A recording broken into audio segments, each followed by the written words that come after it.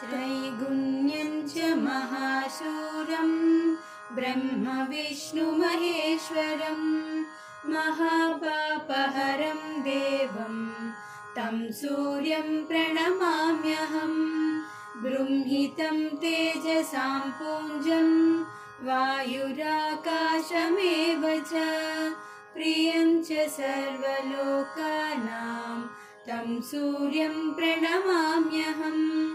बन्दूकपुष्पसंकाशं हारकुण्डलभूषितम् एकचक्रधरं देवं तं सूर्यं प्रणमाम्यहम्। तं सूर्यं लोककर्तारं महातेजः प्रदीपनं महापापहरं देवं तं सूर्यं प्रणमाम्यहम्।